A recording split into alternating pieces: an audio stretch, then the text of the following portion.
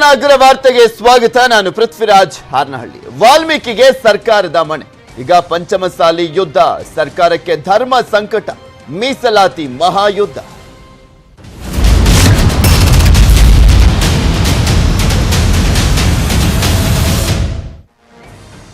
ಮೀಸಲಾತಿ ಅಂದ್ರೇನೆ ಹಾಗೆ ಆಲ್ಮೋಸ್ಟ್ ಜೇನುಗೂಡಿಗೆ ಕೈ ಹೊಡೆದಂತೆ. ಈಗ ಸರ್ಕಾರ ಆ ರೀತಿಯಾಗಿ ಹೆಜ್ಜೆಯನ್ನ ಇಟ್ಟಿದೆಯಾ ಅನ್ನುವಂತ ಪ್ರಶ್ನೆ ಶುರುವಾಗ್ಬಿಟ್ಟಿದೆ. ಎಸ್ಸಿ ಎಸ್ಟಿಗೆ ಮೀಸಲಾತಿ ನೀಡಲಿಕ್ಕೆ ಫೈನಲಿ ಕ್ಯಾಬಿನೆಟ್ ನಲ್ಲಿ ನಿರ್ಧಾರ ಆಗಿದೆ. ಸಿಎಂ ನೇತೃತ್ವದಲ್ಲಿ ನಡೆದಂತ ಸಭೆಯಲ್ಲಿ ಮಹತ್ವದ ತೀರ್ಮಾನವನ್ನ ಕೈಗೊಂಡು ನಿನ್ನೆ ಅನೌನ್ಸ್ ಮಾಡಿದ್ರು ಮುಖ್ಯಮಂತ್ರಿಗಳು. ಕ್ಯಾಬಿನೆಟ್ ನಲ್ಲೂ ಕೂಡ ನಾವು ತೀರ್ಮಾನ ಮಾಡ್ತೀವಿ, ಆದೇಶ ಆಗುತ್ತೆ ಅಂತ. ಎಸ್ಸಿಗೆ ಶೇಕಡ 15ರಿಂದ 17ಕ್ಕೆ ಏರಿಕೆ ಮಾಡಲಾಗಿದೆ. ಮೀಸಲಾತಿ ಪ್ರಮಾಣವನ್ನ 15 ಇತ್ತು, ಈಗ 17ಕ್ಕೆ ಏರಿಕೆ ಮಾಡಲಾಗಿದೆ. ಎಸ್ಟಿಗೆ ಶೇಕಡ 3ರಿಂದ 7ಕ್ಕೆ ಏರಿಕೆ ಮಾಡಲಾಗಿದೆ. ಅಂದ್ರೆ ನ್ಯಾಯಮೂರ್ತಿ ನಾಗಮೋಹನ್ ದಾಸ್ ಅವರಲ್ಲಿ ಅಂದ್ರೆ ಅವರು ವರದಿ ಕೊಟ್ಟಿದ್ರಲ್ಲ, ಯಾವ ರೀತಿಯಾಗಿ ಶಿಫಾರಸನ್ನ ಮಾಡಲಾಗಿತ್ತು ಯಥಾವತ್ತಾಗಿ ಅದನ್ನ ಜಾರಿ ಮಾಡಲಾಗ್ತದೆ.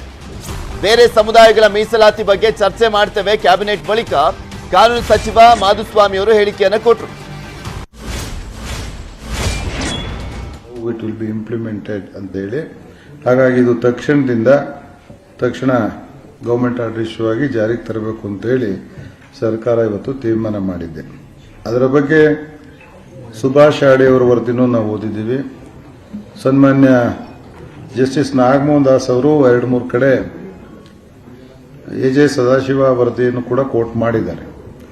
ಎಜೆ ಸದಾಶಿವ ವರದಿಯನ್ನು ಮತ್ತೊಂದ್ಸಲ ಅವಲೋಕನ ಮಾಡಿ ಎಜೆ ಸದಾಶಿವ ವರದಿನಲ್ಲೇನು ಇಂಟರ್ನಲ್ ರಿಸರ್ವೇಷನ್ ಕೊಡಬೇಕು ಅಂತಿತ್ತು, ಆ ಬಗ್ಗೆ ಮಾಹಿತಿನ ಕ್ರೋಢೀಕರಿಸಿ ಅದಕ್ಕೆ ಒಂದು ವರದಿ ತಯಾರು ಮಾಡಿಕೊಡ್ಬೇಕು ಅಂತೇಳಿ ಲಾ ಮಿನಿಸ್ಟ್ರು ಮತ್ತು ಇಲಾಖೆಗೆ ಇವತ್ತು ಕ್ಯಾಬಿನೆಟ್ ಸೂಚನೆ ಕೊಟ್ಟು ಅಧಿಕಾರ ಕೊಟ್ಟಿದೆ. ಅದನ್ನು ಕೂಡ ನಾವು ವಿಸ್ತಾರವಾಗಿ ಗಮನಿಸಿಬಿಟ್ಟು ನಾವು ಪ್ರಪೋರ್ಷನೇಟ್ ಆಗಿ ಜನಾಂಗಕ್ಕೆ ಅನುಗುಣವಾಗಿ ರಿಸರ್ವೇಷನ್ ಇಟ್ಟಿರೋದ್ರಿಂದ ಆ ಜನಾಂಗಗಳಲ್ಲಿ ಮೀಸಲಾತಿ ಕೊಡಬೇಕಾದ್ರೆ ಒಳ ಮೀಸಲಾತಿನ ಯಾವ ಪ್ರಮಾಣದಲ್ಲಿ ಮಾಡ್ಬೋದು, ಹೇಗೆ ಮಾಡ್ಬೋದು ಕೂಡ ಸಜೆಷನ್ ಕೊಡಲಿಕ್ಕೆ ನಾವು ಸದಾಶಿವ ಆಯೋಗದ ವರದಿನ ಓದ್ಬಿಟ್ಟು ಆನಂತರ ಅದನ್ನು ತೀರ್ಮಾನ ಮಾಡ್ತೀವಿ. ಇವತ್ತಿನ ಮಟ್ಟಿಗೆ 15 to 17, 3 to 4 ಅನೌನ್ಸ್ಮೆಂಟ್ ಅನ್ನ ಸರ್ಕಾರ ಒಪ್ಪಿಕೊಂಡು ಸರ್ಕಾರಿ ಆದೇಶನ ನಾವು ತಕ್ಷಣ ಇಶ್ಯೂ ಮಾಡ್ತೀವಿ. ಇನ್ನು ಎಸ್ಸಿ ಎಸ್ಟಿಗೆ ಮೀಸಲಾತಿ ಹೆಚ್ಚಿಸಿ ಮೀಸಲಾತಿಯ ಗರಿಷ್ಠ ಮಿತಿ ಶೇಕಡ 50ಕ್ಕೆ ಇಟ್ಟುಕೊಳ್ಳೋದಾದ್ರೆ ಒಬಿಸಿ ಮೀಸಲಾತಿಯಲ್ಲಿ ಶೇಕಡ 6ರಷ್ಟು ಕಡಿತಗೊಳಿಸಬೇಕಾಗುತ್ತೆ. ಅದಾದ್ಮೇಲೆ ಎಷ್ಟಾಗ್ಬೋದು, ಒಬಿಸಿಗೆ ಎಷ್ಟು ಉಳ್ಕೊಳ್ಳುತ್ತೆ ನಿಮಗೆ ತೋರಿಸ್ತಾ ಇದೀವಿ. ಪ್ರಸಕ್ತ ಮೀಸಲಾತಿ ಎಷ್ಟಿದೆ, ಮುಂದೆ ಮೀಸಲಾತಿ ಚೇಂಜ್ ಮಾಡಿದಂತ ಸಂದರ್ಭದಲ್ಲಿ ಏನಾಗುತ್ತೆ, ಶೇಕಡ 50ರೊಳಗೆ ಇರೋದಾದ್ರೆ ನಾವು ಈ ಅಂಕಿಅಂಶ ತೋರಿಸ್ತಾ ಇರುವಂತದ್ದು. ಎಸ್ಟಿಗೆ ಪ್ರಸಕ್ತವಾಗಿ 3% ಇತ್ತು, ಎಸ್ಸಿಗೆ 15% ಇತ್ತು, ಒಬಿಸಿಗೆ 32%, ಟೋಟಲ್ ಆಗಿ 50% ಇತ್ತು. ಈಗ ಹೆಚ್ಚಳ ಮಾಡಿದ್ರಲ್ಲ, ಎಸ್ಟಿಗೆ 3ರಿಂದ 7% ಹೆಚ್ಚಳ ಮಾಡಲಾಗಿದೆ, ಎಸ್ಸಿಗೆ 15ರಿಂದ 17%ಗೆ ಹೆಚ್ಚಿಗೆ ಮಾಡಲಾಗಿರುವಂತದ್ದು. ಒಬಿಸಿ ಈಗ 32% ಇದೆ. ಶೇಕಡ 50 ಒಳಗಡೆನೆ ಮೀಸಲಾತಿ ಕೊಡಬೇಕು ಅನ್ನೋದೇ ಆದ್ರೆ 26% ಆಗುತ್ತೆ. ಅಂದ್ರೆ ಇವರಿಗೆ ಹೆಚ್ಚಳ ಮಾಡಿರುವಂತ 6% ಅನ್ನ ಒಬಿಸಿಯಿಂದ ಕಿತ್ಕೊಂಡ್ರೆ ಒಬಿಸಿಯಲ್ಲಿ 26% ಮಾತ್ರ ಉಳ್ಕೊಳ್ಳುವಂಥದ್ದು. ಆ ಸಮುದಾಯಗಳು ಸುಮ್ಮನಿರ್ತಾರ? ಇದೊಂದು ದೊಡ್ಡ ಪ್ರಶ್ನೆ ಇರುವಂತದ್ದು. ಅದಕ್ಕೆ ಹೇಳಿದ್ದು ಆರಂಭದಲ್ಲೇ, ಜೇನುಗೂಡಿಗೆ ಕೈ ಹಾಕ್ತಂತೆ ಮೀಸಲಾತಿ ವಿಚಾರ ಅನ್ನುವಂಥದ್ದು. ಸರ್ಕಾರ ಇದನ್ನು ಯಾವ ರೀತಿಯಾಗಿ ಮ್ಯಾನೇಜ್ ಮಾಡುತ್ತೆ ನೋಡ್ಬೇಕಾಗಿದೆ. ನಮ್ಮ ಮತ್ತೊಂದು ಕಡೆ ಕರ್ನಾಟಕದಲ್ಲಿ ಮೀಸಲಾತಿ ವಿಚಾರಕ್ಕೆ ಸಂಬಂಧಪಟ್ಟಂತೆ ಪ್ರಸಕ್ತವಾಗಿ ಎಷ್ಟಿದೆ, ಏನು ಎತ್ತ ಅನ್ನೋದನ್ನ ತೋರಿಸ್ತಾ ಇದ್ವಿ.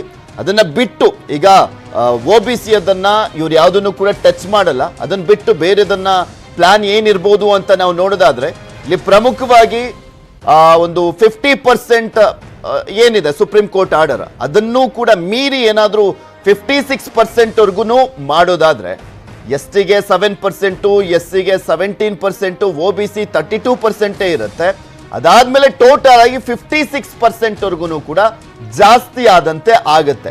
ಇದೆಲ್ಲವೂ ಕೂಡ ಆಗ್ಬೇಕು ಅಂದ್ರೆ ಫಸ್ಟ್ ಕೇಂದ್ರ ಸರ್ಕಾರಕ್ಕೆ ಇವರೊಂದು ವರದಿಯನ್ನ ಕೊಡಬೇಕು, ಕೇಂದ್ರ ಸರ್ಕಾರ ಓಕೆ ಮಾಡಬೇಕು, ಅದಾದ್ಮೇಲೆ ಇಲ್ಲಿ ಜಾರಿ ಆಗೋದು. ಅದಕ್ಕೆ ಹತ್ತತ್ರ ಅಂದ್ರೂ ಮಿನಿಮಮ್ ಅಂದ್ರೂ 1 ವರ್ಷ ಆಗುವಂತ ಎಲ್ಲ ಸಾಧ್ಯತೆಗಳಿದಾವೆ. ಇದೆಲ್ಲದ್ರ ಬಗ್ಗೆ ಮತ್ತಷ್ಟು ಡೀಟೇಲ್ಸ್ ಅನ್ನ ನೀಡ್ತಾರೆ ನಮ್ಮ ಪೊಲಿಟಿಕಲ್ ಬ್ಯೂರೋ ಮುಖ್ಯಸ್ಥರಾಗಿರುವಂತ ಚಿದಾನಂದ್ ಪಟೇಲ್ ನಮ್ಮ ಜೊತೆ ನೇರ ಸಂಪರ್ಕದಲ್ಲಿ ಜಾಯ್ನ್ ಆಗ್ತಾ ಇದ್ದಾರೆ. ಚಿದಾನಂದ್ ಪಟೇಲ್, ಅಧಿಕೃತವಾಗಿ ಕ್ಯಾಬಿನೆಟ್ ನಲ್ಲೂ ಕೂಡ ಫೈನಲ್ ಆಯ್ತು, ಸರ್ಕಾರ ಆದೇಶ ಮಾಡುತ್ತೆ ಇನ್ನೊಂದು 2-3 ದಿನದಲ್ಲಿ ಅಂತ ಮಾಧುಸ್ವಾಮಿ ಅವರು ಕೂಡ ಹೇಳ್ತಾ ಇದ್ರು. ಸೊ ಯಾವ ರೀತಿಯಾಗಿ ಜಾರಿ ಆಗ್ಬೋದು ಅಂತ ಅನ್ಸುತ್ತೆ? ಸರ್ಕಾರದ ಮನಸ್ಸಲ್ಲಿ ಏನಿದೆ, ಯಾವ ರೀತಿಯಾಗಿ ಜಾರಿ ಮಾಡುವಂತ ವಿಚಾರದ ಬಗ್ಗೆ?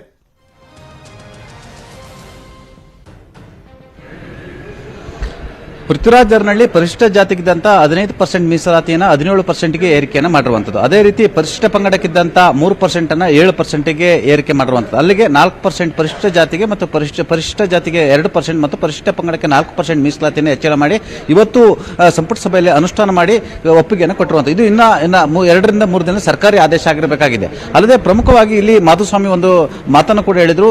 ಈಗಾಗಲೇ ತಮಿಳುನಾಡಲ್ಲಿ 50% ಮೀಸಲಾತಿಯನ್ನು ದಾಟಿರುವಂತ ಅಂದ್ರೆ 69% ಇರುವಂತದ್ದು. ಜೊತೆಗೆ ಕೇಂದ್ರ ಸರ್ಕಾರ ಕೂಡ ಮೀಸಲಾತಿ ಪರಿಧಿಯನ್ನ 50%ಗಿಂತಲೂ ಹೆಚ್ಚು ಇರುವಂತದ್ದು. ಹಾಗಾಗಿ ಜನಸಂಖ್ಯೆಗೆ ಅನುಗುಣವಾಗಿ ಕೆಲವೊಂದು ನಿರ್ದಿಷ್ಟ ಜಾತಿಯ ಅವರ ಜನಸಂಖ್ಯೆ ಹೆಚ್ಚಳಕ್ಕೆ ಅನುಗುಣವಾಗಿ ಆಧಾರದ ಮೇಲೆ ಮೀಸಲಾತಿ ಹೆಚ್ಚಳವನ್ನು ಮಾಡಿರುವಂತದ್ದು. ನಾವು ಸರ್ಕಾರಿ ಆದೇಶವನ್ನು 2 ರಿಂದ 3 ದಿನದಲ್ಲಿ ಮಾಡ್ತಿರುವಂತದ್ದು.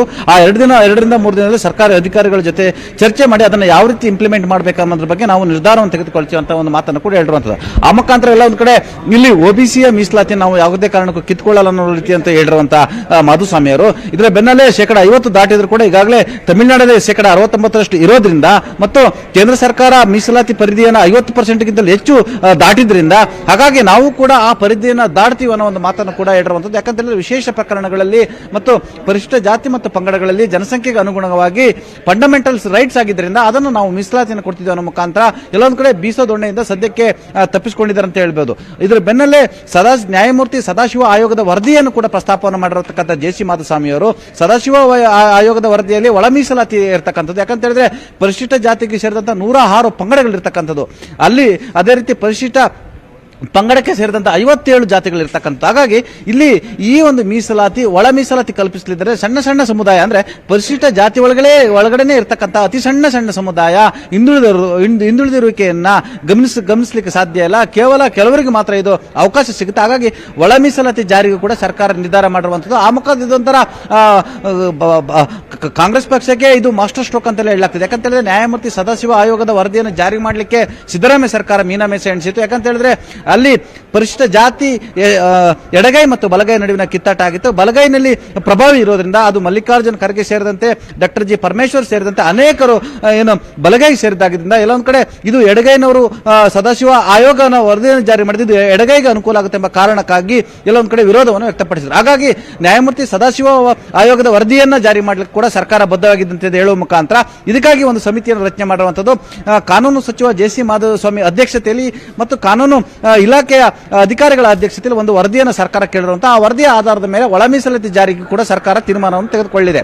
ಆ ಮುಖಾಂತರ ಪರಿಶಿಷ್ಟ ಜಾತಿಯವರು ಕೂಡ ನ್ಯಾಯಮೂರ್ತಿ ಸದಾಶಿವ ವರದಿಯ ಆಧಾರದ ಮೇಲೆ ಒಳ ಮೀಸಲಾತಿಯನ್ನು ಜಾರಿ ಮಾಡುವ ಮುಖಾಂತರ ಮತ್ತಷ್ಟು ಪರಿಶಿಷ್ಟ ಜಾತಿಯಲ್ಲಿರ್ತಕ್ಕಂಥ 106 ಪಂಗಡಗಳಿದಾವೆ. ಆ 106 ಪಂಗಡಗಳು ಓಲೈಕೆಯ ಮತ್ತೊಂದು ತಂತ್ರ ಅಂತ ಹೇಳಿದ್ರು ತಪ್ಪಾಗಲಾರದು. ಪೃಥ್ವಿ ಪಟೇಲ್ ನಿಮ್ಮೆಲ್ಲ ಡೀಟೇಲ್ಸ್ಗಾಗಿ. ಇನ್ನು SC/ST ಗೆ ಮೀಸಲಾತಿ ಹೆಚ್ಚಳದ ಘೋಷಣೆ ಫ್ರೀಡಂ ಪಾರ್ಕ್ ನಲ್ಲಿ ಪ್ರತಿಭಟನಾ ನಿರತರ ಸಂತಸ. ಪ್ರಸನ್ನಾನಂದಪುರಿ ಸ್ವಾಮೀಜಿಗಳು ಸಂತಸವನ್ನ ವ್ಯಕ್ತಪಡಿಸಿದ್ದಾರೆ. ಸತತವಾಗಿ ಅವರು ಧರಣಿಯನ್ನ ಮಾಡ್ತಾ ಇದ್ರು. ಅದು 241 ದಿನಗಳಿಂದ ಧರಣಿಯನ್ನ ಮಾಡ್ತಾ ಇದ್ರು ಸ್ವಾಮೀಜಿಗಳು. ಇದೀಗ ಪ್ರತಿಭಟನೆಯನ್ನ ಕೈ ಬಿಡ್ಲಿಕ್ಕೆ ಸ್ವಾಮೀಜಿಗಳು ನಿರ್ಧಾರವನ್ನ ಮಾಡಿದ್ದಾರೆ. ಯಾಕೆಂದ್ರೆ ಅವ್ರ ಬೇಡಿಕೆ ಇದ್ದಿದ್ದಂಥದ್ದೇ ತಮ್ಮ ಮೀಸಲಾತಿಯನ್ನ ಹೆಚ್ಚಳ ಮಾಡಬೇಕು. 3% ಇತ್ತಲ್ಲ, 7.5% ಅಷ್ಟು ಹೆಚ್ಚಳ ಮಾಡಬೇಕು ಅಂತ ಕೇಳ್ಕೊಂಡಿದ್ರು. ಸರ್ಕಾರ ಫೈನಲ್ ಈಗ 7% ಅಷ್ಟು ಹೆಚ್ಚಳ ಮಾಡುವಂತ ವಿಚಾರಕ್ಕೆ ಸಂಬಂಧಪಟ್ಟಂತೆ ಕ್ಯಾಬಿನೆಟ್ ನಲ್ಲಿ ನಿರ್ಧಾರವನ್ನು ಮಾಡಿ ಖುಷಿ ಸುದ್ದಿಯನ್ನ ಕೊಟ್ಟಿರುವಂತದ್ದು ಅವರಿಗೆ. ಸೊ ಹೀಗಾಗಿ ಸ್ವಾಮೀಜಿಗಳು ಹೋರಾಟವನ್ನ ಇಲ್ಲಿಗೆ ಅಂದ್ರೆ ಆ ಒಂದು ಧರಣಿಯನ್ನ ಇಲ್ಲಿಗೆ ಕೈ ಬಿಡುವಂತಹ ನಿರ್ಧಾರವನ್ನ ಮಾಡ್ತಾ ಇದ್ದಾರೆ. ಹೋರಾಟಕ್ಕೆ ವಿವಿಧ ಮಠಾಧೀಶರು ಸಾಕಷ್ಟು ಬೆಂಬಲವನ್ನ ಕೊಟ್ಟಿದ್ರು. ಅವರೆಲ್ಲರಿಗೂ ಕೂಡ ಧನ್ಯವಾದವನ್ನ ಕೂಡ ಹೇಳಿದ್ದಾರೆ. ಸ್ವಾಮೀಜಿಗಳು ನಿರಂತರವಾದಂತಹ ಹೋರಾಟ ಇದಕ್ಕೇನೆ ಬೆಚ್ಚಿ ಬಿದ್ದಿದ್ರು ಮುಖ್ಯಮಂತ್ರಿಗಳು, ಸರ್ಕಾರದವರೆಲ್ಲರೂ ಕೂಡ. ಇಡೀ ದೇಶದಲ್ಲಿ ರೇಪ್ ಆಗೋದು, ಮನೆಗೆ ಬೆಂಕಿ ಹಚ್ಚೋದು SC/STಗಳ ಇದ್ರ ಬಗ್ಗೆ ಮತ್ತಷ್ಟು ಮಾಹಿತಿಯನ್ನ ಕೊಡ್ತಾರೆ ನಮ್ಮ ಪ್ರತಿನಿಧಿ ಅನಿಲ್ ಬಾಸೂರ್ ದೂರವಾಣಿ ಸಂಪರ್ಕದಲ್ಲಿ ಜಾಯ್ನ್ ಆಗ್ತಾ ಇದ್ದಾರೆ. ಅನಿಲ್, ಈಗ 241 ದಿನಗಳಿಂದ ನಡೀತಾ ಇದ್ದಂತ ಒಂದು ಧರಣಿಯನ್ನ ಕೈ ಬಿಡ್ಲಿಕ್ಕೆ ಮುಂದಾಗಿದ್ದಾರೆ ಸ್ವಾಮೀಜಿಗಳು. ಏನ್ ಹೇಳಿದ್ರು ಈ ಸಂದರ್ಭದಲ್ಲಿ ಅವರು? ಪೃಥ್ವಿರಾಜ್, ಇನ್ನೂ ಕೂಡ ಸ್ವಾಮೀಜಿಗಳು ಯಾವುದೇ ರೀತಿಯಂತ ಪ್ರತಿಕ್ರಿಯೆಯನ್ನ ಕೊಟ್ಟಿಲ್ಲ ಮತ್ತು ಏನು ಈಗಾಗಲೇ ಸಂಪುಟ ಸಭೆಯಲ್ಲಿ ಈ ಬಗ್ಗೆ ತೀರ್ಮಾನವನ್ನು ತೆಗೆದುಕೊಳ್ಳಲಾಗಿದೆ. ಸಂಪುಟ ಸಭೆಯಲ್ಲಿ ತೆಗೆದುಕೊಂಡಿರುವಂತಹ ಸರ್ಕಾರದ ಅಧಿಕೃತ ಆದೇಶ ಅವರ ಕೈ ಸೇರಿದ ಬಳಿಕವಷ್ಟೇ ನಾ ಈ ಬಗ್ಗೆ ಏನಾದ್ರು ಮಾತನಾಡ್ತೇನೆ ಎಂಬಂತ ಘೋಷಣೆಯನ್ನು ಅವರು ಮಾಡಿರುವಂತದ್ದು.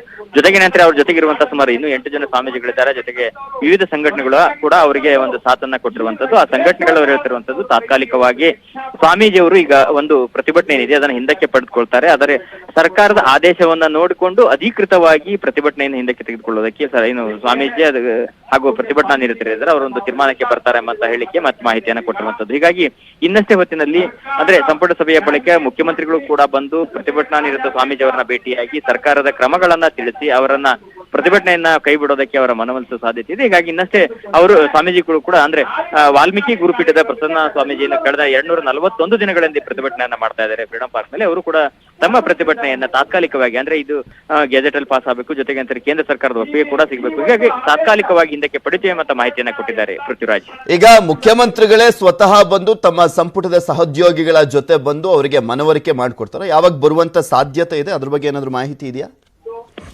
ಈಗಷ್ಟೇ ಒಂದು ಸಂಪುಟ ಸಭೆ ಮುಗಿದಿದೆ. ಜೊತೆಗೆ ಏನಂದ್ರೆ ಇನ್ನು ಕೆಲ ಹೊತ್ತಿನಲ್ಲಿ ಅಂದ್ರೆ ಸುಮಾರು 2 ಗಂಟೆ ಹೊತ್ತಿಗೆ ಅವರು ಬಂದು ಸ್ವಾಮೀಜಿ ಅವರನ್ನ ಭೇಟಿ ಮಾಡ್ತಾರೆ. ಜೊತೆಗೆ ಏನಂತ ಸರ್ಕಾರ ಕೈಗೊಂಡಿರುವಂತಹ ಕ್ರಮಗಳ ಕುರಿತಂತೆ ವಿವರಣೆಯನ್ನ ಕೊಡ್ತಾರೆ. ಜೊತೆಗೆ ಮುಂದಿನ ಹಂತದಲ್ಲಿನೂ ಕೂಡ ಸರ್ಕಾರ ಈಗಾಗಲೇ ಏನು ಮೀಸಲಾತಿಯನ್ನ ಹೆಚ್ಚಳ ಮಾಡಲಾಗಿದೆ, ಇದನ್ನ ಸಂಪೂರ್ಣವಾಗಿ ಜಾರಿಯಾಗುವವರೆಗೂ ಕೂಡ ಸರ್ಕಾರ ಕ್ರಮಗಳನ್ನ ಕೈಗೊಳ್ಳುತ್ತದೆ, ಗಮನವನ್ನು ಹರಿಸದೆ ಎಂಬ ಭರವಸೆಯನ್ನು ಕೊಡ್ತಾರೆ ಎಂಬ ಮಾಹಿತಿ ಇದೆ. ಇನ್ನು ಕೆಲ ಹೊತ್ತಿನಲ್ಲಿ ಏನು ಮುಖ್ಯಮಂತ್ರಿಗಳು ಬಂದು ಒಂದು ಸ್ವಾಮೀಜಿ ಅವರನ್ನ ಭೇಟಿ ಮಾಡ್ಲಿಕ್ಕಿದ್ದಾರೆ ಪೃಥ್ವಿರಾಜ್. ಅದಕ್ಕೂ ಮುಂಚೆ ಏನಾದ್ರು ಆ ಸಮುದಾಯದ ನಾಯಕರುಗಳು ಮಂತ್ರಿಗಳು ಅವರೇನಾದ್ರೂ ಬರುವಂತ ಸಾಧ್ಯತೆ ಇದೆ? ಯಾಕೆಂದ್ರೆ ನಿನ್ನೆ ರಾಜುಗೌಡರು ಮಾತನಾಡ್ತಾ ಇದ್ರು, ಶ್ರೀರಾಮುಲು ಅವರು ಮಾತನಾಡ್ತಾ ಇದ್ರು, ಫೈನಲಿ ನಮ್ಮ ಸ್ವಾಮೀಜಿಗಳು ಮಾಡ್ತಾ ಇದ್ದಂತ ಹೋರಾಟಕ್ಕೆ ಜಯ ಸಿಕ್ಕಿದೆ ಅಂತ ಮಾತನಾಡ್ತೀನಿ. ಅನಿಲ್, ನಮ್ಮ ಜೊತೆ ಈಗ ಸಾರಿಗೆ ಸಚಿವರಾಗಿರುವಂತ ಬಿ ಶ್ರೀರಾಮುಲು ಅವರು ದೂರವಾಣಿ ಸಂಪರ್ಕದಲ್ಲಿ ಜಾಯ್ನ್ ಆಗ್ತಾರೆ. ನಮಸ್ಕಾರ ಸರ್. ಶ್ರೀರಾಮುಲು ಅವರೇ ನಮಸ್ಕಾರ.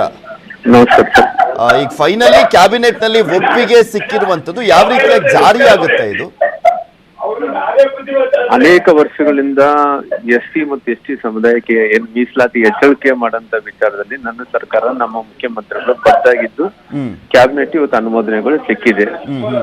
ಹಿಂಗಾಗಿ ಅನೇಕ ವರ್ಷಗಳಿಂದ ನನ್ನ ಸರ್ಕಾರ ಬಂದಂತ ಈ ಬಿಜೆಪಿ ರಾಮ್ಲು ಏನ್ ಮಾತನ್ನು ಕೊಟ್ಟಿದ್ನು ಆ ಮಾತಿನ ಪ್ರಕಾರ ಉಳಿಸುವಂತ ಕೆಲಸ ನಮ್ಮ ಪಾರ್ಟಿ, ನಮ್ಮ ಮುಖ್ಯಮಂತ್ರಿಗಳು ಬಸವರಾಜ ಬೊಮ್ಮಾಯಿಯವರು ಮಾಡಿದ್ದಾರೆ. ಅದಕ್ಕೋಸ್ಕರವಾಗಿ ಇಡೀ ಸಮುದಾಯಗಳ ಪರವಾಗಿ ಎಲ್ಲ ನಮ್ಮ ಪರಿಶಿಷ್ಟ ಜಾತಿ ಪರಿಶಿಷ್ಟ ಪಂಗಡಗಳ ಸಮುದಾಯಗಳ ಪರವಾಗಿ ಅಭಿನಂದನೆಗಳು ಸಲ್ಲಿಸುತ್ತೇನೆ. ಹಂಗೆ 2ನೇ ವಿಚಾರ ಬಂದು ನೋಡ್ರಿ, ಇವತ್ತು ಸುಮಾರಾಗಿ ಎಷ್ಟೋ ವರ್ಷಗಳಿಂದ ಅನೇಕ ಸರ್ಕಾರಗಳು ಬಂದು ಹೋದು ಎಲ್ಲ ಆದ್ರೂ ಕೂಡ ಇವತ್ತು ನಮ್ಮ ಸರ್ಕಾರ ಇದು ಒಂದು ಐತಿಹಾಸಿಕ ನಿರ್ಧಾರವನ್ನು ತಗೊಳ್ಳಂತ ಕೆಲಸ ಮಾಡಿದೆ. ಹಂಗಾಗಿ ಇವತ್ತು ಬಹಳ ದಿನಗಳ ಬೇಡಿಕೆ ಎಸ್ಸಿ ಎಸ್ಟಿ ಸಮುದಾಯಕ್ಕೆ ಅನುಕೂಲ ಆಗಂತ ಕೆಲಸ ಆಗಿದೆ. ಇದು ಯಾವ ರೀತಿಯಾಗಿ ಜಾರಿ ಆಗುತ್ತೆ ಅಂತ ಶ್ರೀರಾಮುಲು ಅವರು? ಯಾಕೆಂದ್ರೆ 50% ಒಳಗನೆ ಏನಾದ್ರೂ ತೆಗೆದುಬಿಟ್ಟು ಈ ಸಮುದಾಯಗಳಿಗೆ ಕೊಡ್ಲಾಗುತ್ತೆ ಅಥವಾ ಮೀಸಲಾತಿ ಪ್ರಮಾಣವನ್ನೇ ಜಾಸ್ತಿ? ಇವತ್ತು ಗೆಜೆಟ್ ನೋಟಿಫಿಕೇಶನ್ ಪ್ರಿಂಟ್ ಆದ ತಕ್ಷಣ ಇಂಪ್ಲಿಮೆಂಟೇಷನ್. ಅದೇ ಯಾವ ರೀತಿ ಈಗ 50% ಗಿನ್ನ ಜಾಸ್ತಿ ಆಗುತ್ತೆ, 50% ಅಂದ್ರೆ ಆಯಾ ಸ್ಪೆಷಲ್ ಸರ್ಕಮ್ಸ್ಟೆನ್ಸಸ್ ಕೆಳಗಡೆ ಸ್ಪೆಷಲ್ ಆ ರಾಜ್ಯಕ್ಕೆ ನಿರ್ಧಾರ ತಗೋಬಹುದು ಅಂತ ಹೇಳಿ, ಹಂಗಾಗಿ ಬೇರೆ ಜಾತಿ ಯಾವ್ದು ಕೂಡ ಕಡಿಮೆ ಆಗ್ಲಾರ್ದಂತೆ ಇವತ್ತು ಓಕೆ. ಈಗ 241 ದಿನಗಳಿಂದ ಪ್ರಸನ್ನಾನಂದಪುರಿ ಶ್ರೀಗಳು ಧರಣಿಯನ್ನ ಮಾಡ್ತಾ ಇದ್ರು. ಮುಖ್ಯಮಂತ್ರಿಗಳ ಸಮೇತವಾಗಿ ಅಂದ್ರೆ ಅವ್ರಿಗೆ ಹೋಗಿ ಮನವರಿಕೆ ಮಾಡಿಕೊಡ್ಲಾಗುತ್ತೆ, ಯಾವ ರೀತಿಯಾಗಿ ಜಾರಿ ಆಗುತ್ತೆ ಅನ್ನೋದ್ರ ಬಗ್ಗೆ ತಿಳಿಸ್ಕೊಡ್ತಾರೆ ಅನ್ನೋದ್ರ ಬಗ್ಗೆನೂ ಮಾಹಿತಿ ಸಿಗ್ತಾ ಇತ್ತು. ಯಾವಾಗ ಹೋಗ್ತೀರಾ? ಸಂಪರ್ಕ ಸಾಧ್ಯವಾಗ್ತಾ ಇಲ್ಲ. ಶ್ರೀರಾಮುಲು ಅವರು ಮಾತನಾಡ್ತಾ ಇದ್ರು, ಯಾವ ರೀತಿಯಾಗಿ ಜಾರಿ ಆಗುತ್ತೆ, ನಮ್ಮ ಸರ್ಕಾರ ಯಾವ ರೀತಿಯಾಗಿ ನಿರ್ಧಾರವನ್ನ ಮಾಡ್ತು ಅನ್ನುವಂಥ ವಿಚಾರಕ್ಕೆ ಸಂಬಂಧಪಟ್ಟಂತೆ ಇನ್ನೇನು ಕೆಲವೇ ಹೊತ್ತಿನಲ್ಲಿ ಮುಖ್ಯಮಂತ್ರಿಗಳು ಸೇರಿದಂತೆ ಮೋಸ್ಟ್ ಪ್ರಾಬಬ್ಲಿ ಶ್ರೀರಾಮುಲು ಅವರು, ಆ ಸಮುದಾಯದ ಶಾಸಕರುಗಳು ಹೋಗ್ಬಿಟ್ಟು ಪ್ರಸನ್ನಾನಂದಪುರಿ ಶ್ರೀಗಳಿಗೆ ಯಾವ ರೀತಿಯಾಗಿ ಜಾರಿ ಆಗುತ್ತೆ, ನಮ್ಮ ಸರ್ಕಾರ ಯಾವ ರೀತಿಯಾಗಿ ನಿರ್ಧಾರವನ್ನ ಕೈಗೊಂಡಿದೆ ಅನ್ನುವಂಥದ್ರ ಬಗ್ಗೆ ಮನವರಿಕೆ ಮಾಡಿಕೊಡುವಂತ ಸಾಧ್ಯತೆ ಇದೆ. ಮುಖ್ಯಮಂತ್ರಿಗಳು ಮಾತನಾಡ್ತಾ ಇದ್ದಾರೆ, ನೋಡೋಣ. ಎಸ್ಟಿ ಮೀಸಲಾತಿ ವಿಚಾರಕ್ಕೆ ಸಂಬಂಧಪಟ್ಟಂತೆ ಮಾತನಾಡ್ತಾ ಇದ್ದಾರೆ ಅಂತ ಕಾಣಿಸುತ್ತೆ. ಈ ಅಲೆಮಾರಿ ಪರಿಶಿಷ್ಟ ಜಾತಿ ಮತ್ತು ಪರಿಶಿಷ್ಟ ಪಂಗಡ ಸಲುವಾಗಿ ಒಂದು ನಿಗಮ ಮಾಡಬೇಕು ನಾಗಮೋಹನ್ ದಾಸ್ ಹೇಳಿದ್ರು. ಅದನ್ನು ಕೂಡ ಮಾಡಬೇಕನ್ನುವಂಥ ತೀರ್ಮಾನವನ್ನು ಕೂಡ ಇವತ್ತು ನಾವು ಮಾಡಿದ್ದೀವಿ. ಇದು ಅಧಿಕೃತವಾಗಿ ಚರ್ಚೆ ಮಾಡಿರುವಂಥ ತೀರ್ಮಾನ. ನಿಮ್ಮೆಲ್ಲರ ಮನಸ್ಸಿನಲ್ಲಿರೋ ಪ್ರಶ್ನೆಗೆ ನಾನೇ ಉತ್ತರ ಕೊಡ್ತೀನಿ. 50% ದಾಟಿದೆ, ಅದಕ್ಕೆ ಕಾನೂನು ರಕ್ಷಣೆ ಸಿಗುತ್ತೋ ಇಲ್ಲೋ ಅನ್ನುವಂಥದ್ದು ನಮ್ಮೆಲ್ಲರ ಮನಸ್ಸಿನಲ್ಲಿದೆ. ನೋಡಿ, ಮೊದಲನೇದಾಗಿ ಇಂದಿರಾ ಸಾಹ್ನಿ ಕೇಸಲ್ಲಿ ಶೆಡ್ಯೂಲ್ಡ್ ಟ್ರೈಬ್ಸ್ ಮೇನ್ ಸ್ಟ್ರೀಮ್ನಿಂದ ದೂರ ಯಾವಿದ್ದಾವೆ, ಸಾಮಾಜಿಕ ಮತ್ತು ಶೈಕ್ಷಣಿಕವಾಗಿ ಮೇನ್ ಸ್ಟ್ರೀಮ್ನಿಂದ ಯಾವ ದೂರ ಇದ್ದಾವೆ ಅನ್ನುವಂಥ ಸ್ಪೆಷಲ್ ಕೇಸನ್ನು ಮಾಡಿ ನೀವು ಅದನ್ನು ಕೊಡಬಹುದು ಅನ್ನುವಂಥದ್ದು ಇಂದಿರಾ ಸಾಹ್ನಿ ಕೇಸಲ್ಲೇ ಇದೆ.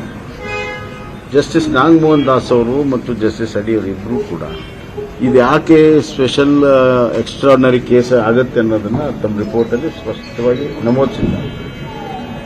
ಒಂದು ಬೇಸಿಕ್ಕು ಪಾಪ್ಯುಲೇಷನ್ನು ಪ್ರಪೋರ್ಷನೇಟ್ ಆಗಿ ಇರಬೇಕನ್ನ, ಸೆಕೆಂಡು ಎಜುಕೇಷನಲಿ ಮತ್ತೆ ಸಾಮಾಜಿಕವಾಗಿ ಎಲ್ಲ ಅಂಕಿ ಅಂಶಗಳು ಸಮೇತವಾಗಿ ಇವೆಲ್ಲವೂ ಕೂಡ ಮೇನ್ ಸ್ಟ್ರೀಮ್ನಿಂದ ದೂರ ಇದ್ದಾವೆ. ಅಡೆಕ್ವೇಟ್ ರಿಪ್ರೆಸೆಂಟೇಷನ್ ಇಷ್ಟು ವರ್ಷ ಆದರೂ ಕೂಡ ಸಿಕ್ಕಿಲ್ಲ. ಹೀಗಾಗಿ ಇದನ್ನು ಸ್ಪೆಷಲ್ ಎಕ್ಸ್ಟ್ರಾರ್ಡಿನರಿ ಕೇಸ್ ಅಂತ ಮಾಡ್ಬೋದು ಅನ್ನುವಂಥ ಕಾರಣಗಳೆಲ್ಲವೂ strong grounds are they basically. Second point, ಈಗಾಗಲೇ ಎಲ್ಲೆಲ್ಲಿ ಟ್ರೈಬಲ್ಗಳ ಸಂಖ್ಯೆ ಇದೆ, ಎಸ್ಸಿಗಳ ಸಂಖ್ಯೆ ಇದೆ, ಬೇರೆ ಬೇರೆ ರಾಜ್ಯಗಳಲ್ಲಿ ಇಟ್ ಹ್ಯಾಸ್ ಎಕ್ಸೀಡೆಡ್ 50%. ಮಧ್ಯಪ್ರದೇಶ್, ಛತ್ತೀಸ್ಗಢ, ಜಾರ್ಖಂಡ್, ರಾಜಸ್ಥಾನ್, ತಮಿಳುನಾಡು ಈಗಾಗಲೇ ಅಲ್ಲಿನೂ ಕೂಡ 50% ಮೇಲೆ ಇದ್ದಾವೆ. ಅದು ಇವತ್ತು ಯಾವುದೇ ಕೋರ್ಟ್ ಆರ್ಡರ್ ಅದರ ವಿರುದ್ಧ ಬಂದಿಲ್ಲ. ಮೂರನೇ ಪಾಯಿಂಟು, ಕೇಂದ್ರ ಸರ್ಕಾರ ಎಕನಾಮಿಕಲ್ ವೀಕರ್ ಸೆಕ್ಷನ್ಗೆ ಕಾನ್ಸ್ಟಿಟ್ಯೂಷನ್ ಅಮೆಂಡ್ಮೆಂಟ್ ಅನ್ನು ಮಾಡಿ ಇವತ್ತು ಮೋರ್ ದೆನ್ 50% ಆದೇಶವನ್ನು ಕೂಡ ಮಾಡಿದೆ. ಅದು 50% ಆಗಿದೆ. ಅಫ್ಕೋರ್ಸ್ ಇವೆರಡೂ ಕೂಡ ಸುಪ್ರೀಂ ಕೋರ್ಟ್ನಲ್ಲಿ ಚಾಲೆಂಜ್ ಆಗಿದೆ. ಅದರ ಯಾವುದೂ ಕೂಡ ಅಡ್ವರ್ಸ್ ಇದುವರೆಗೂ ಕೂಡ ಜಜ್ಮೆಂಟ್ ಬಂದಿಲ್ಲ. ಇದು ಕಾನೂನಾತ್ಮಕ ಅಂಶಗಳು, ಕಾನೂನು ತಜ್ಞರ ಜೊತೆಗೆ ಚರ್ಚೆ, ಅದಕ್ಕೆ ನಾನು ಕಾನ್ಸ್ಟಿಟ್ಯೂಷನಲ್ ಎಕ್ಸ್ಪರ್ಟ್ಸ್ ಕೂಡ ಚರ್ಚೆ ಮಾಡಿ ಅದಕ್ಕೆ ಎಲ್ಲ ಸಕಾರಣಗಳನ್ನು ಕೊಟ್ಟು ಶೆಡ್ಯೂಲ್ 9ನಲ್ಲಿ ಹಾಕೋದಕ್ಕೆ ನಮ್ಮ ಸರ್ಕಾರ ಎಲ್ಲ ರೀತಿಯ ಕ್ರಮಗಳನ್ನು ತೆಗೆದುಕೊಳ್ತೀವಿ. We have to protect the reservations, extension of reservations what we have given to SC/STs. ಆ ಹಿನ್ನೆಲೆಯಲ್ಲಿ ನಾನು ಕೆಲಸ ಮಾಡ್ತಾ ಇದ್ದೇನೆ. ಬಹಳಷ್ಟು ಚಿಂತನೆಯನ್ನು ಮಾಡಿ ಈ ತೀರ್ಮಾನಕ್ಕೆ ಬಂದಿರುವಂಥದ್ದು. ಯಾವುದೇ ಅಂಶ ಒಂದು ಬರ್ತೀನಿ, ಅದಕ್ಕೂ ಬರ್ತೀನಿ. ಹೀಗಾಗಿ ಅದರ ಬಗ್ಗೆ ಈಗಾಗಲೇ ಸಾಕಷ್ಟು ಎಕ್ಸ್ಪರ್ಟ್ಸ್ ಚರ್ಚೆ ಮಾಡಿದೆ. ಇನ್ನಷ್ಟು ಕಾನ್ಸ್ಟಿಟ್ಯೂಷನ್ ಎಕ್ಸ್ಪರ್ಟ್ ಚರ್ಚೆ ಮಾಡಿ ಎಲ್ಲ ವಿವರಗಳೊಂದಿಗೆ ನಮ್ದು ಗೆಜೆಟ್ ನೋಟಿಫಿಕೇಶನ್ ಕೂಡ ಆಗುತ್ತೆ ಮತ್ತು ಮುಂದೆ ಶೆಡ್ಯೂಲ್ 9ಗೆ ಶಿಫಾರಸು ಕೂಡ ನಾವು ಮಾಡ್ತೀವಿ. ಈ ಇಂಟರ್ನಲ್ ರಿಸರ್ವೇಷನ್ ಬಗ್ಗೆ ಸಚಿವ ಸಂಪುಟದಲ್ಲಿ ಇದು ಈ ಸಬ್ಜೆಕ್ಟ್ ಮುಗಿದ ಮೇಲೆ ಚರ್ಚೆ ಆಗಿ ಸದಾಶಿವ ಆಯೋಗ ಏನು ಕೊಟ್ಟಿದ್ದಾರೆ, ಈಗ ನಾಗಮೋಹನ್ ದಾಸ್ ಅವರು ಏನು ಹೇಳಿದ್ದಾರೆ, ನಾಗಮೋಹನ್ ದಾಸ್ ಶಿಫಾರಸು ಏನಿದೆ ಅಂದರೆ ಯಾರಿಗೆ ಈ ರಿಸರ್ವೇಷನ್ ಒಳಗಡೆನೆ ತೆಲ ಸಮುದಾಯಗಳು ಯಾವಿದ್ದಾವೆ ಅವುಗಳಿಗೆ ರಿಸರ್ವೇಷನ್ ಪೂರ್ಣ ಪ್ರಮಾಣದಲ್ಲಿ ಮುಟ್ಟಿಲ್ಲ, ಅವರಿಗೆ ನ್ಯಾಯ ಸಿಕ್ಕಿಲ್ಲ ಅನ್ನುವಂಥದ್ದನ್ನು ಅವರು ತಮ್ಮ ವರದಿಯಲ್ಲಿ ಮಂಡಿಸಿ ಇದಕ್ಕೆ ನ್ಯಾಯ ಕೊಡೋ ಸಲುವಾಗಿ ಎಕ್ಸ್ಪರ್ಟ್ಸ್ ಒಂದು ವರದಿಯನ್ನು ಮಾಡಿ ಕೂಲಂಕುಷವಾಗಿ ಪರಿಶೀಲನೆ ಮಾಡಿ ಕಾನೂನಾತ್ಮಕ ಅಂಶಗಳನ್ನು ಕೂಡ ಪರಿಶೀಲನೆಯನ್ನು ಮಾಡಿ ಮುಂದೆ ಕ್ರಮ ತೆಗೆದುಕೋಬಹುದು ಅಂತ ನಾಗಮೋಹನ್ ದಾಸ್ ಅವರು ಹೇಳ್ತಾರೆ. ಅದನ್ನು ಎತ್ತಿಕೊಂಡು ಈಗಾಗಲೇ ಏನು ಇದರ ಬಗ್ಗೆ ಅಧ್ಯಯನ ಮಾಡಿರುವಂಥ ಸದಾಶಿವ ಆಯೋಗ ಬಹಳ ವರ್ಷದ್ದೇನಿದೆ ಅದನ್ನು ಸಂಪೂರ್ಣವಾಗಿ ಅಧ್ಯಯನ ಮಾಡಿ ಅದರ ಬಗ್ಗೆ ಪ್ರಮುಖ ಅಂಶಗಳು ಮತ್ತು ಅಲ್ಲಿರುವಂಥ ಏನು ಇಂಟರ್ನಲ್ ರಿಸರ್ವೇಷನ್ ಆಸ್ಪೆಕ್ಟ್ಸ್ ಏನಿದೆ ಅದನ್ನು ಸ್ಟಡಿ ಮಾಡೋದಕ್ಕೂ ಕೂಡ ನಾವು ಹೇಳಿದ್ದೇವೆ ಮತ್ತು ಸದಾಶಿವ ಆಯೋಗವನ್ನು ಅತಿ ಶೀಘ್ರದಲ್ಲಿ ಸಚಿವ ಸಂಪುಟದಿಂದ ಮಂಡಿಸಿ ಅದರ ಎಲ್ಲ ಅಧ್ಯಯನವಾದಂಥ ಒಂದು ಸಂಕ್ಷಿಪ್ತ ವರದಿಯನ್ನು ಕೂಡ ಮಂಡಿಸಿ ಅದರ ಮೇಲೂ ಕೂಡ ಸೂಕ್ತ ಕ್ರಮವನ್ನು ತೆಗೆದುಕೊಳ್ಳೋಕ್ಕಿಂತ ಮುಂಚೆ ಶೆಡ್ಯೂಲ್ ಕಾಸ್ಟಲ್ಲಿರುವಂಥ ಎಲ್ಲ ಜಾತಿಗಳ ಹಿತರಕ್ಷಣೆ ಮಾಡುವ ಸಲುವಾಗಿ ಮತ್ತು ಪ್ರಮುಖವಾಗಿ ಇಂಟರ್ನಲ್ ರಿಸರ್ವೇಷನ್ನಿಂದ ಏನೆಲ್ಲ ಪರಿಣಾಮಗಳಾಗುತ್ತೆ ಅದನ್ನು ಯಾವ್ಯಾವ ಸಮುದಾಯಗಳಿಗಾಗುತ್ತೆ ಆ ಎಲ್ಲ ಸಮುದಾಯಗಳಿಗೂ ಕೂಡ ನಾವು ವಿಶ್ವಾಸಕ್ಕೆ ತೆಗೆದುಕೊಂಡು ಆ ಸದಾಶಿವ ಆಯೋಗ ಅಧ್ಯಯನವನ್ನು ಮಾಡಿ ಅದರಲ್ಲೂ ಕೂಡ ಕಾನೂನಾತ್ಮಕವಾದ ವಿಚಾರ ಇದೆ, ಹಲವಾರು ಜಜ್ಮೆಂಟ್ಗಳಿದೆ ಇಂಟರ್ನಲ್ ರಿಸರ್ವೇಷನ್ ಇವೆಷ್ಟು ಈ ಕ್ಷಣದವರೆಗಿನ ಸುದ್ದಿಗಳು. ನೋಡ್ತಾರೆ ನ್ಯೂಸ್ 18 ಕನ್ನಡ. ಜಾಲ ನಮ್ಮದು, ಬಲ ನಿಮ್ಮದು.